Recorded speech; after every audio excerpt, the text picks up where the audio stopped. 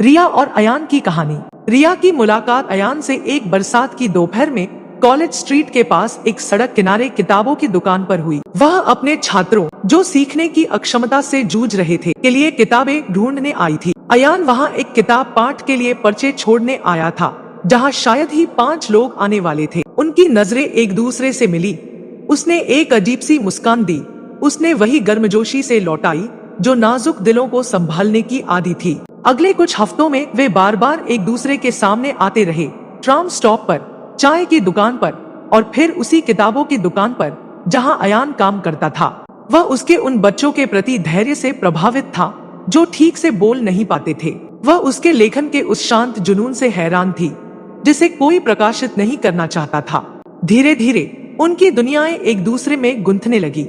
अयान ने उसके स्कूल में स्वेच्छा से काम करना शुरू किया, बच्चों को अपनी कहानियां सुनाने लगा। रिया ने उसके लेखन को संपादित करना शुरू किया और उसे प्रकाशकों के पास भेजने के लिए प्रोत्साहित किया। वे नदी किनारे लंबी सैर करते, पीली स्ट्रीट लाइट्स के नीचे अपने सपने बांटते और मुरी चाय के साथ खिलखिलाते। एक दिन महीनों की बढ़ती नजदीकियों के बाद अयान ने कबूल किया, रिया, मुझे बाइपोलर डिसऑर्डर है, इसीलिए मैं कभी भी एक नौकरी को लंबे समय तक नहीं टिका पाया।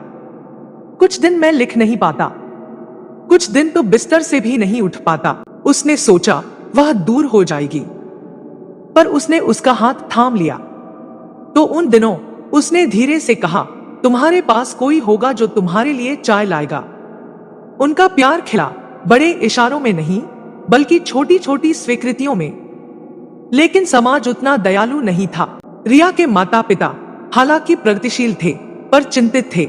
मानसिक बीमारी जीवन को मुश्किल बना देगी, तुम्हें स्थिरता चाहिए, उन्होंने कहा। यहाँ तक कि अयान के अपने रिश्तेदार भी फुसफुसाते, उसे अकेले ही रहना चाहिए, प्यार उसके जैसे लोगों के लिए नहीं है।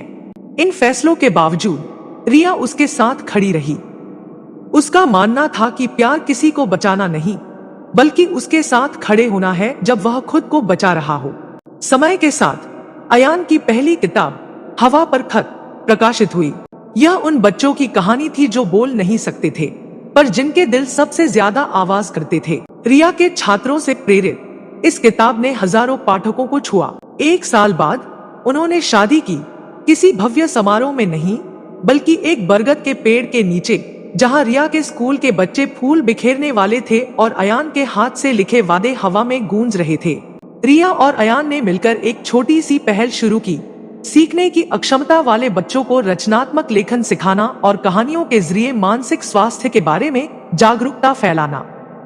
उन्होंने दिखाया कि प्यार परफेक्ट नहीं होता, वह लगातार बना रहता है और मानसिक स्वास्थ्य से जूझ रहे लोग टूटे हुए नहीं होते, वे इंसान हैं जो प्यार, सहयोग और सम्मान के हकदार हैं।